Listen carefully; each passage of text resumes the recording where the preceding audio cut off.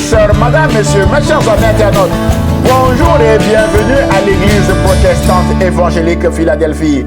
Ici votre bien-aimé, pasteur Célestin Zouga. Je suis toujours dans la joie de partager la parole de Dieu avec vous, mes chers amis internautes. Nous poursuivons notre série de messages que j'ai intitulé « À l'école de Dieu ». Aujourd'hui, nous parlons de la prière à l'école de Dieu, mes chers amis internautes. Nous allons nous poser des questions simples sur la prière, des questions du type « Pourquoi prier, mes bien-aimés de le Seigneur ?» Où et comment prier?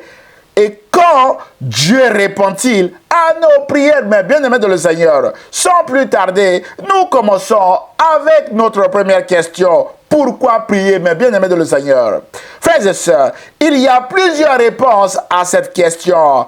Et la toute première réponse est une déclaration de Jésus en Matthieu chapitre 26, verset 41, où Jésus a dit à ses disciples que « Veillez et priez pour ne pas céder à la tentation. » On souligne pour ne pas céder à la tentation. Voilà la première raison pour laquelle nous devons prier. Bien-aimés dans le Seigneur, la prière est une arme défensive redoutable contre la ruse et les attaques de l'ennemi de nos âmes. C'est pourquoi Jésus a dit à ses disciples, « Veillez et priez pour ne pas céder à la tentation. » Jésus a fait cette déclaration alors qu'il était lui-même en pleine tentation de l'épreuve de la croix, l'obligeant à veiller et à prier afin de ne pas céder lui-même à cette tentation. Mais bien aimé de le Seigneur, nous lisons le contexte de cette déclaration en Matthieu chapitre 26, versets 36 à 41, où il est écrit que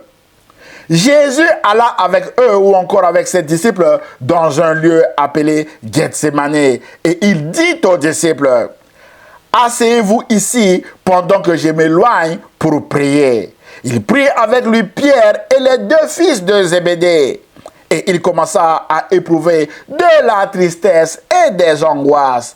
Il leur dit alors, « Mon âme est triste jusqu'à la mort. Restez ici et veillez avec moi. » Puis, ayant fait quelques pas en avant, il se jeta sur sa face et pria ainsi, « Mon Père, s'il est possible que cette coupe s'éloigne de moi, toutefois, non pas ce que je veux, mais ce que tu veux. » Et il vint vers les disciples qu'il trouva endormis. Et il dit à Pierre, « Vous n'avez donc pu veiller 1 heure avec moi? Veillez et priez afin que vous ne tombiez pas dans la tentation, mes bien-aimés. L'esprit est bien disposé, mais la chair est faible, déclare Jésus. » Voilà le contexte de la déclaration de Jésus, mes bien-aimés de le Seigneur.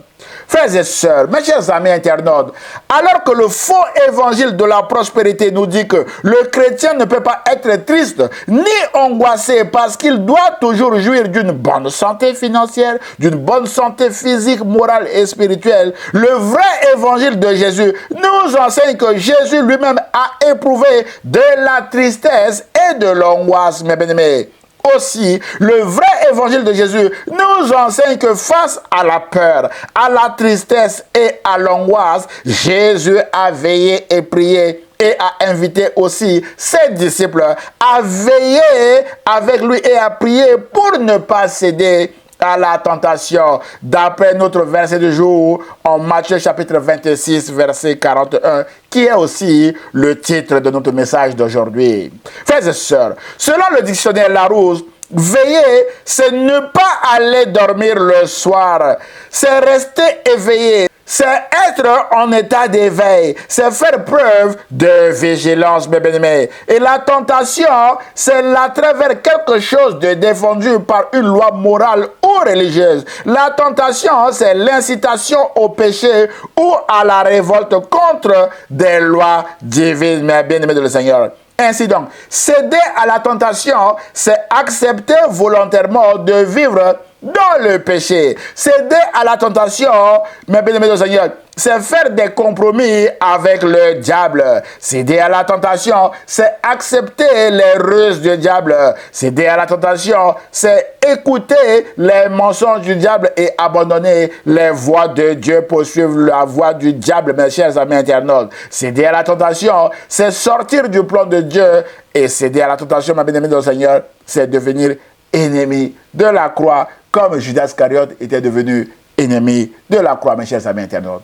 Frères et sœurs, mes chers amis, à partir de ces deux définitions, nous comprenons que Jésus recommande ici à ses disciples de rester vigilants face à tout ce qui peut les attirer vers le péché ou les éloigner de Dieu, mes bien-aimés, parce que le péché est une rébellion contre Dieu, mes chers amis internautes. Jésus recommande à ses disciples de ne pas céder à la ruse du diable ou du malin à travers la prière à Dieu. Et c'est Dieu qui nous protégera, bien-aimés dans le Seigneur. Mes chers amis, Jésus a dit en Matthieu chapitre 10, verset 24 que le disciple n'est pas plus grand que celui qui l'enseigne, ni le serviteur supérieur à son maître, mes bien-aimés. Nous comprenons ici que la question est si Jésus, qui est notre maître, a eu besoin de veiller et prier et invite ses disciples à veiller et prier aussi, à plus forte raison, nous qui sommes ses serviteurs, mes bien-aimés du Seigneur,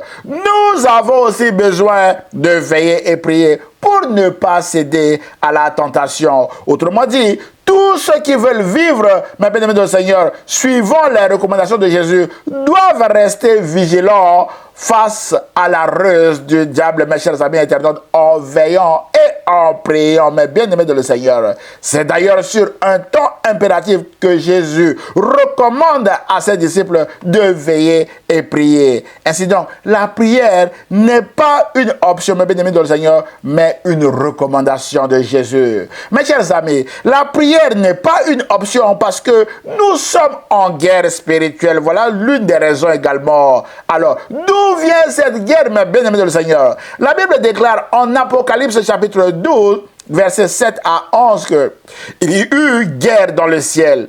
Michael et ses anges combattirent contre le dragon. Et le dragon et ses anges combattirent, mais ils ne furent pas les plus forts, et leur place ne fut plus trouvée dans le ciel. Et il fut précipité, le grand dragon, le serpent ancien, appelé le diable et Satan, celui qui séduit toute la terre. Il fut précipité sur la terre et ses anges furent précipités aussi avec lui, mes bien-aimés. Mes chers amis, Jésus a confirmé la chute du diable en déclarant en Luc chapitre 10, verset 18 que « Je voyais Satan tomber du ciel comme un éclair ».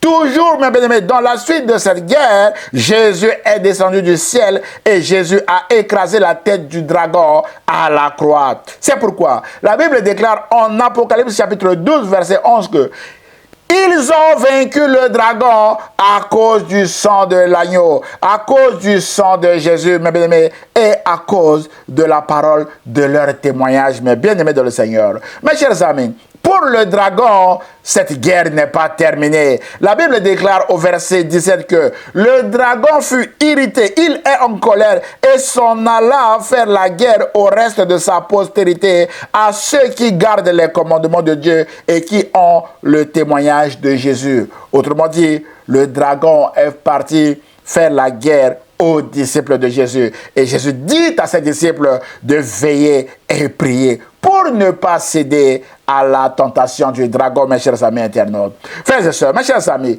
Pierre avait pris cette recommandation de Jésus à la légère, pensant s'en sortir à coups d'épée. Mais Jésus dit à Pierre en Luc chapitre 22, verset 31 que « Simon, Satan vous a réclamé pour vous cribler comme le froment. Mais j'ai prié pour toi. On souligne, j'ai prié pour toi afin que ta foi ne défaille point. Et toi, quand tu seras converti, affermis tes frères, déclare Jésus. Mon frère, ma soeur, ne prenons pas à la légère cette déclaration de Jésus. Toujours sur Pierre, mes bien-aimés. Quand Pierre s'était converti après sa chute, comme Jésus lui a dit, l'apôtre Pierre et les autres disciples ont prié face à la tentation de l'ennemi. Mes bien-aimés, la Bible dit en Actes chapitre 4, verset 31 que quand ils eurent prié, le lieu où ils étaient assemblés trembla, mes bien-aimés, tremblement de terre. Ils furent tous remplis du Saint-Esprit et ils annonçaient la parole de Dieu avec assurance. Waouh! Voilà Pierre maintenant qui, revenu, mes bien-aimés du Seigneur, annonce la parole avec assurance. Et l'apôtre Pierre, mes bien-aimés du Seigneur, nous affermit aujourd'hui, comme Jésus lui a recommandé, en nous disant en 1 Pierre chapitre 5, verset 8 à 9 que « Soyez sobres, veillez, votre adversaire le diable rôde comme un lion rugissant, cherchant qui il dévorera. Résistez-lui avec une foi ferme, sachant que les mêmes souffrances sont imposées à vos frères dans le monde. » Wow! Mon frère et ma soeur, Pierre sait de quoi il parle ici. C'est pourquoi, mon frère, ma soeur, la prière n'est pas une option. La prière est le moyen de respiration du chrétien. Jésus nous recommande de veiller et prier pour ne pas céder à la tentation, parce que notre ennemi, le diable, rôde autour de nous comme un lion rugissant, cherchant qui dévorer. L'ennemi de nos âmes n'est point en vacances, mais bien-aimé de le Seigneur. Si vous êtes en vacances, soyez vigilants et persévérez toujours dans la prière. Et Jacques nous dit, mais bien-aimé de le Seigneur, ce qu'il faut faire pour nous en sortir. Mais bien-aimé de le Seigneur, en Jacques chapitre 4, verset 7, en disant ceci: soumettez-vous donc à Dieu, résistez au diable et il fuira loin de vous, mes chers amis internautes. La solution, c'est de nous soumettre à Dieu, c'est de nous soumettre à Jésus, mes bien-aimés du Seigneur, et nous devons résister également au diable. C'est alors qu'il fuira loin de vous, mes bien-aimés du Seigneur. Et c'est par la prière que nous lui résisterons. Voilà pourquoi Jésus nous demande de veiller et prier afin de ne pas céder à la tentation ou à la ruse du diable, mes bien-aimés dans le Seigneur. Frères et sœurs, mes chers amis internautes, la deuxième raison pour laquelle nous devons veiller et prier est que la prière matinale nous permet de tenir ou d'accomplir notre agenda journalier, mes chers amis internautes. Frères et sœurs, amis serviteurs de Jésus, l'agenda de relation d'aide de Jésus était très chargé. Jésus était sollicité de partout pour prier pour les malades, pour chasser les démons par-ci, par-là, pour purifier les lépreux, ouvrir les yeux des aveugles, délier la langue des muets, mes bien-aimés du Seigneur, et autres sollicitations, mes bien-aimés dans le Seigneur. Jésus tenait son agenda de relation d'aide parce qu'il était un homme de prière, mes chers amis internautes. Jésus aimait prier tôt le matin avant de commencer sa journée, mes chers amis internautes. Frères et sœurs, la Bible dit en Marc chapitre 1, verset 35 que vers le matin, pendant qu'il faisait encore très sombre, on souligne, vers le matin, pendant qu'il faisait encore très sombre, Jésus se leva et sortit pour aller dans un lieu désert où il pria. Frères et sœurs, Jésus partait très tôt le matin dans un lieu isolé pour prier, mes chers amis internautes. Et sorti de sa prière matinale, la Bible dit au verset 39 que Jésus alla prêcher dans les synagogues par toute la Galilée et il chassa les démons. Mes chers amis internautes, avant de commencer sa journée, Jésus prenait un temps de prière personnelle où il s'isolait dans un lieu désert. Il priait tout seul et quand il revenait, il commençait, mes bien-aimés du Seigneur, son ministère par la prédication et il chassait également des démons par-ci, par-là, mes chers amis internautes. D'après Marc chapitre 1, verset 39, mes bien-aimés du Seigneur. Et Jésus a également, ce jour-là, guéri un lépreux au verset 42, revenu toujours de sa prière, mes chers amis internautes. Et Jésus a guéri la belle-mère de Simon dans ce chapitre 1 au verset 31. Jésus a également fait beaucoup d'autres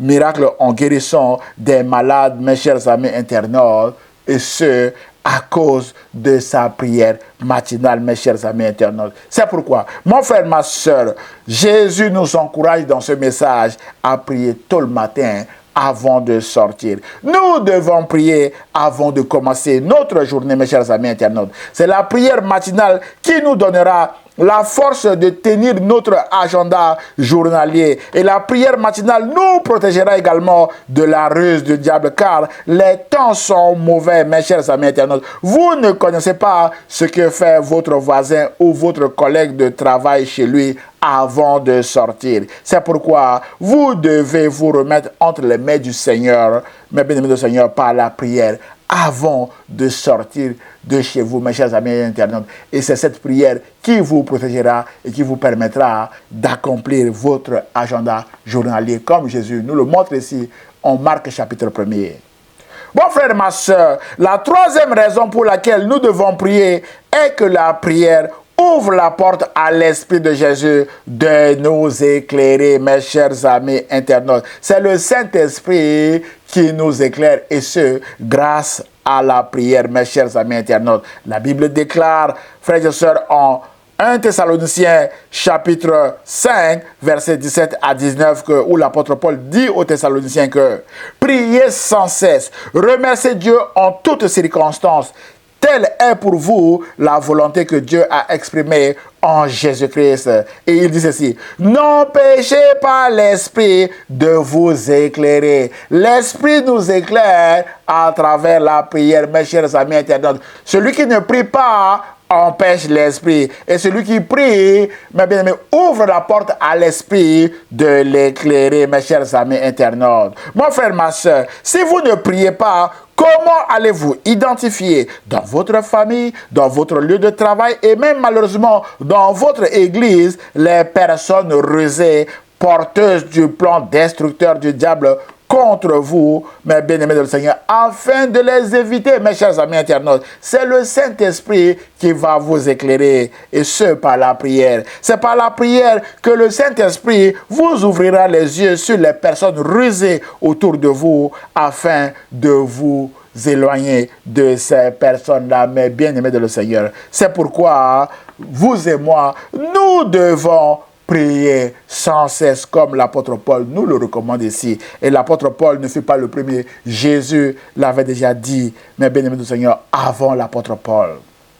Frères et sœurs, mes chers amis internautes, la quatrième et dernière raison pour laquelle nous devons prier et que nous voulons évoquer aujourd'hui est que la prière est le seul moyen par lequel nous pouvons faire connaître nos besoins à Dieu, mes chers amis internautes. Frères et sœurs, l'apôtre Paul dit aux Philippiens que ne vous inquiétez de rien, mais en toutes choses, faites connaître vos besoins à Dieu par des prières et des supplications, dans une attitude de reconnaissance, et la paix de Dieu, qui dépasse tout ce que l'on peut comprendre, gardera votre cœur et vos pensées en Jésus-Christ. D'après Philippiens chapitre 4, versets 6 à 7. Mon frère, ma soeur, ce message vise à nous encourager à dépendre de Jésus à travers nos prières, mes bien-aimés. Jésus a dit, tout ce que vous demanderez en priant, croyez que vous l'avez reçu et cela vous sera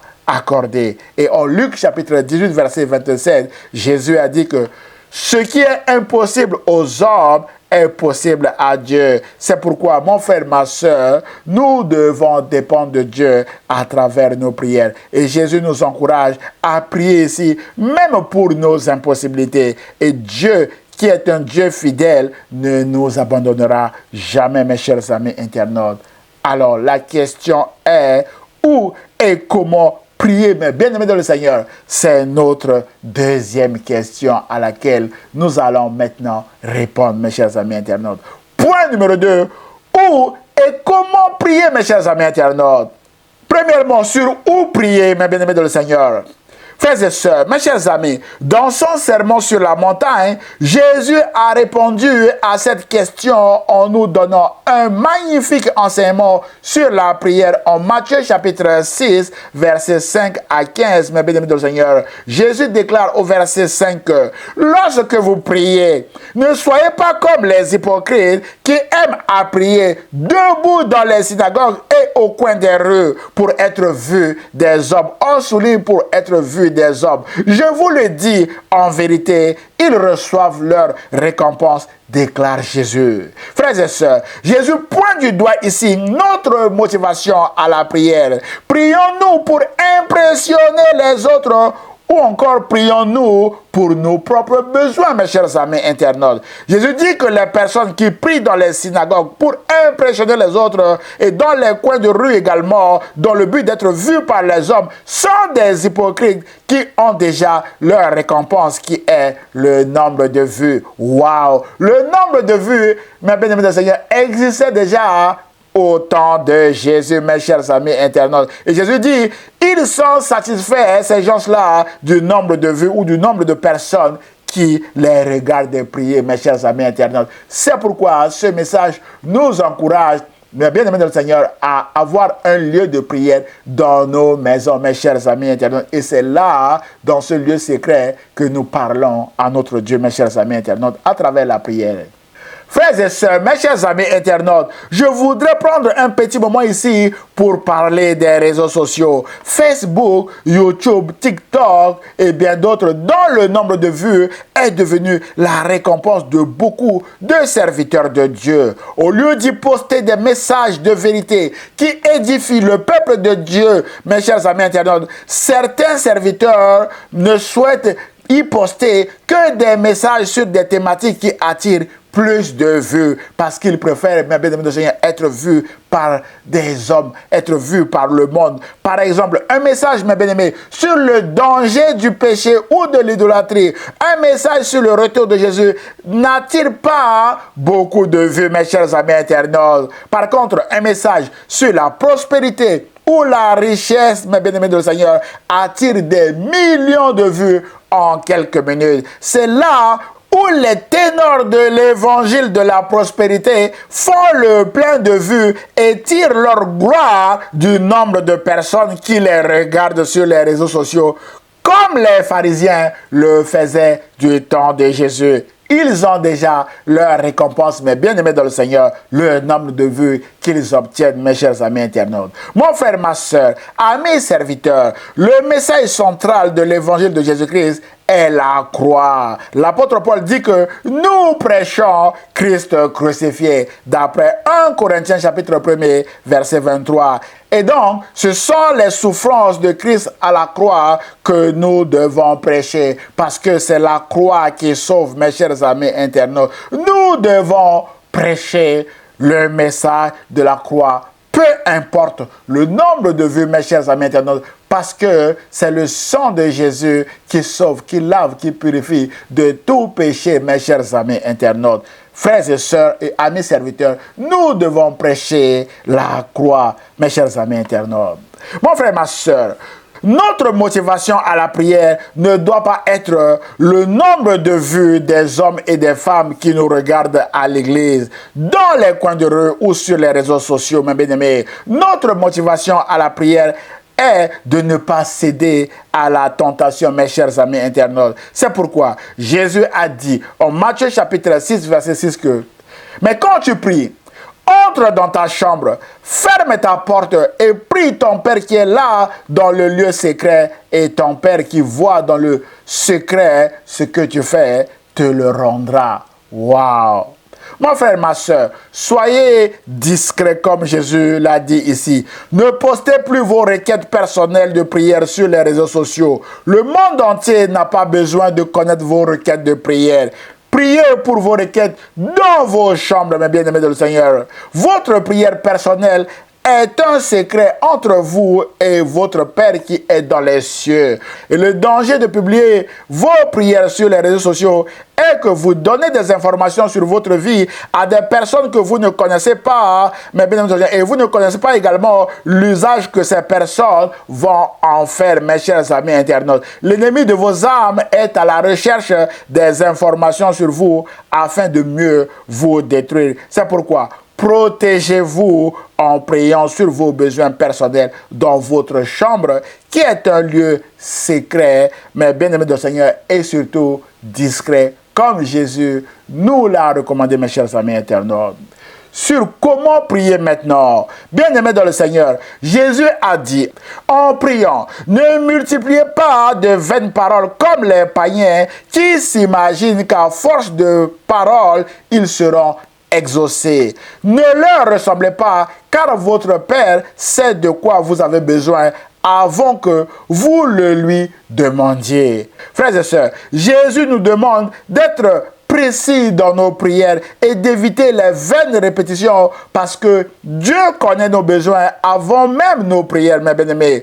Pour nous aider, Jésus nous donne un modèle de prière en Matthieu chapitre 6, versets 9 à 13, que je vous invite à lire chez vous, mes bien-aimés du Seigneur. Et Jésus dit, voici donc comment vous devez prier. Notre Père qui est aux cieux, que ton nom soit sanctifié, que ton règne vienne, que ta volonté soit faite sur la terre comme au ciel. Jésus met toujours en avant la volonté de son Père, parce que c'est celui-là seul qui fait la volonté de Dieu qui entrera dans son royaume. Verset 11, Jésus dit, donne-nous aujourd'hui notre pain quotidien. Mes chers amis, c'est le pain de ce jour qui est important pour Jésus, et non le pain du lendemain, mes chers amis internautes. Dans le désert, Dieu nourrissait son peuple avec de la manne au jour le jour, afin que le peuple dépende quotidiennement de lui. Ceux qui ont voulu avoir un stock de nourriture dans le désert pour le lendemain,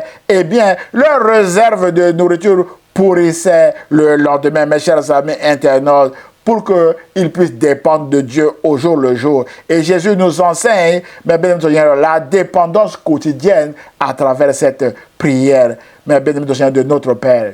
Frères et sœurs, le gros souci qui nous inquiète chaque jour est au sujet du lendemain, mes chers amis internautes. Jésus a dit dans ce même chapitre 6 de Matthieu, dans les versets 31 à 33, que « Ne vous inquiétez donc point et ne dites pas, que mangerons-nous, que boirons-nous, de quoi serons-nous vêtus ?» Tous ces verbes sont au futur, c'est le lendemain ici. Car toutes ces choses, ce sont les païens qui les recherchent. Votre Père Céleste sait que vous en avez besoin. Cherchez premièrement le royaume et la justice de Dieu, et toutes ces choses vous seront données par-dessus. Et Jésus poursuit en disant, ne vous inquiétez donc pas du lendemain, car le lendemain aura soin de lui-même. À chaque jour suffit sa peine, mes bien-aimés de le Seigneur. Voilà l'enseignement de Jésus sur nos besoins du lendemain, mes chers amis internautes. Que cela puisse nous aider à ne pas nous inquiéter, parce que l'inquiétude dans le cœur d'un homme ou d'une femme peut l'abattre, d'après Proverbes chapitre 12, verset 25, mes chers amis internautes. Frères et sœurs, revenons à la prière de notre Père. Au verset 12, Jésus déclare que « Père, pardonne-nous nos offenses, comme nous aussi nous pardonnons à ceux qui nous ont offensés. Ne nous induis pas en tentation, mais délivre-nous du malin. Car c'est à toi qu'appartiennent dans tous les siècles le règne, la puissance et la gloire. » Et le peuple de Dieu répond Amen. Voilà comment Jésus nous apprend à prier, mes chers amis internautes. Frères et sœurs, un mot sur le pardon. Jésus précise au verset 14 et 15 que si vous pardonnez aux hommes leurs offenses, votre Père Céleste vous pardonnera aussi, mes bien-aimés du Seigneur. Mais si vous ne pardonnez pas aux hommes, votre Père ne vous pardonnera pas non plus vos offenses, mes bien-aimés du Seigneur. Frères et sœurs, Jésus nous montre ici qu'avant de prier, nous devons pardonner aux uns et aux autres afin que, mes bien-aimés du Seigneur, nos prières atterrissent sur le trône de grâce de Dieu, mes chers amis internautes. Le non-pardon bloque nos prières, mes chers amis internautes. Que Jésus nous donne la force de pardonner à nos ennemis et de demander pardon également à Dieu afin que nos prières remontent librement et sans obstacle vers son trône de grâce, mes chers amis internautes. Point numéro 3. Quand Dieu répond-il à nos prières, mes bien-aimés de le Seigneur? Waouh! C'est une question très importante aujourd'hui à l'école de Dieu. Frères et sœurs, mes chers amis, Dieu répond aux prières. Ça, c'est le principe. C'est pourquoi, dans son sermon sur la montagne, Jésus nous encourage à demander afin de recevoir. En Matthieu chapitre 7, verset 7, en disant que « Demandez et l'on vous donnera. Cherchez et vous trouverez. Frappez et l'on vous ouvrira. Car quiconque demande reçoit. Celui qui cherche trouve et l'on ouvre à celui qui frappe.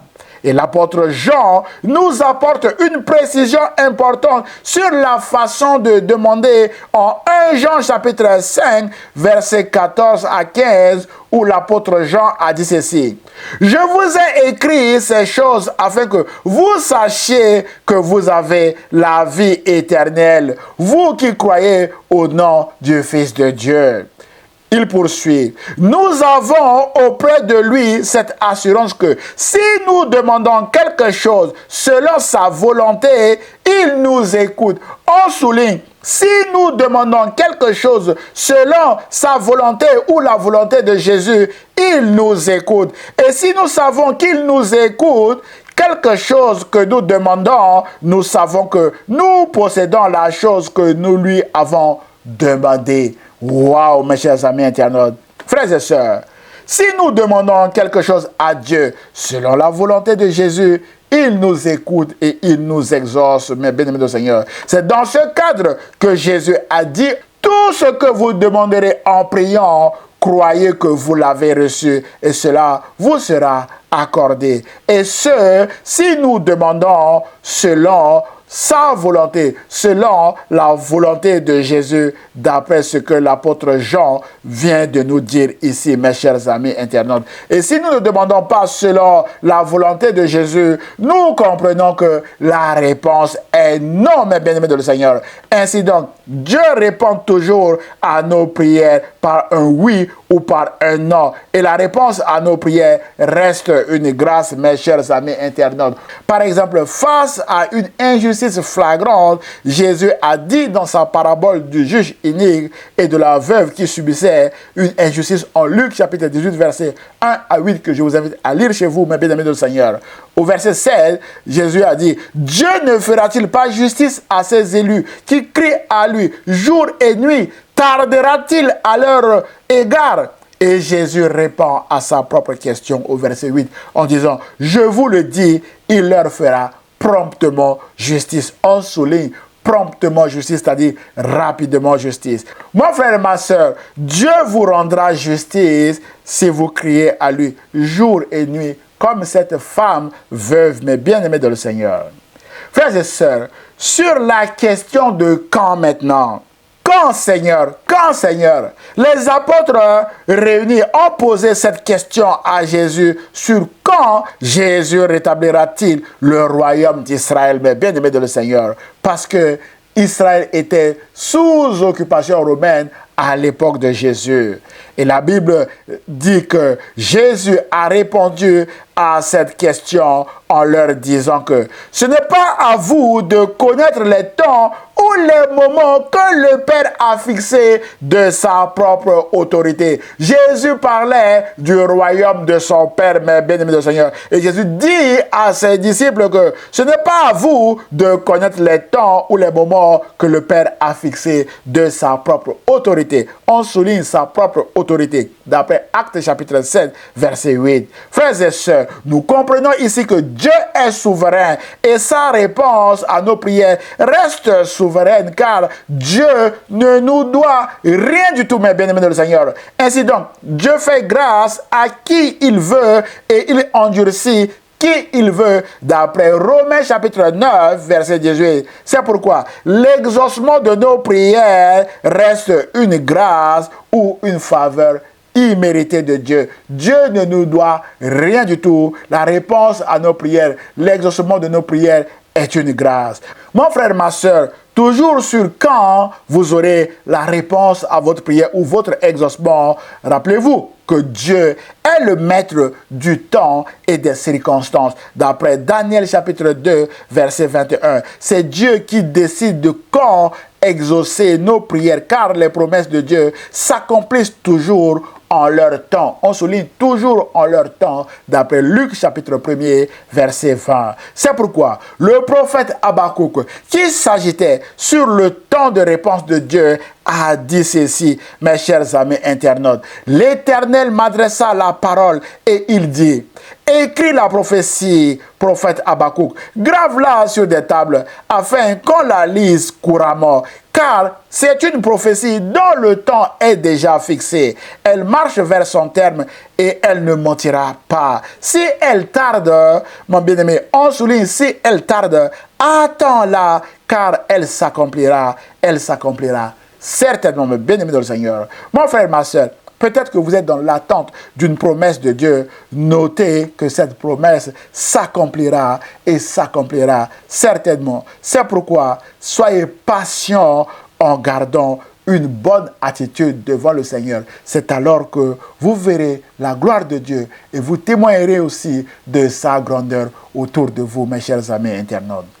En conclusion de notre message d'aujourd'hui, mes chers amis internautes, frères et sœurs, Jésus était un homme de prière. Jésus a accompli beaucoup de miracles à cause de la prière. Et Jésus a été souverainement élevé au titre de Seigneur pour l'éternité. Mais bien aimé dans le Seigneur, c'est le résumé de la parole de Dieu, mes chers amis internautes. Jésus-Christ est Seigneur, mes chers amis internautes. Frères et sœurs, quand Jésus nous dit veillez et priez pour ne pas céder à la tentation, Jésus sait de quoi il parle et nous devons l'écouter à cause de sa propre expérience de vie de prière. L'apôtre Pierre, mais bien aimé dans le Seigneur, qui était aussi témoin des enseignements de Jésus et témoin de l'élévation de Jésus au titre de Seigneur pour l'éternité, nous encourage en 1 Pierre chapitre 3, verset 12, mais bien aimé dans le Seigneur, en disant ceci. Car les yeux du Seigneur sont sur les justes et ses oreilles sont attentives à leur prière. Waouh! Les oreilles de Dieu sont attentives à nos prières. C'est pourquoi ce message nous encourage tous à prier sans cesse, comme il est écrit en Éphésiens chapitre 6, verset 18, que faites en tout temps par l'Esprit toutes sortes de prières et de supplications. Veillez à cela avec une entière persévérance et priez pour tous les saints. Mais bien aimé du Seigneur, alors persévérant dans la prière, c'est alors que nous verrons la gloire de Dieu s'accomplir dans notre vie. Et c'est le but de ce message, nous encourager à persévérer dans la prière. Que Dieu vous bénisse, mes bien-aimés dans le Seigneur. Prions le Seigneur. Seigneur, je prie afin que tu puisses encourager mon frère ou ma soeur, peut-être qui traverse des épreuves en ce moment, à se lever pour persévérer dans la prière, à avoir les yeux fixés vers toi, Jésus. Et je prie afin que tu aides mon frère ou ma soeur à sortir de ces obstacles, de ces difficultés, afin qu'il ou elle puisse témoigner de ta grandeur autour de lui ou autour d'elle. Et je prie au nom de Jésus, et l'Église protestante évangélique Philadelphie répond Amen. Frères et sœurs, mes chers amis internautes, si vous avez été bénis par ce message ou cet enseignement, merci de le liker et de le partager à vos proches afin de les encourager également à vaquer à la prière. Pour nous connaître, merci de visiter notre site internet églisephiladelphie 78500.com. Vous pouvez nous envoyer via ce site vos sujets de prière à églisephiladelphie 78500@gmail.com. Vous avez tous les liens en bas de cette vidéo pour nous soutenir et nous contacter, et nous aurons le plaisir de vous répondre et surtout de prier pour vous. N'hésitez pas de vous abonner à notre chaîne YouTube ou à notre page Facebook afin de recevoir des alertes sur nos prochains messages. À dimanche prochain à 10h sur la page Facebook ou sur la chaîne YouTube de l'Église protestante évangélique Philadelphie. Et ce, si Dieu le veut. À très bientôt mes chers amis internautes. Au revoir.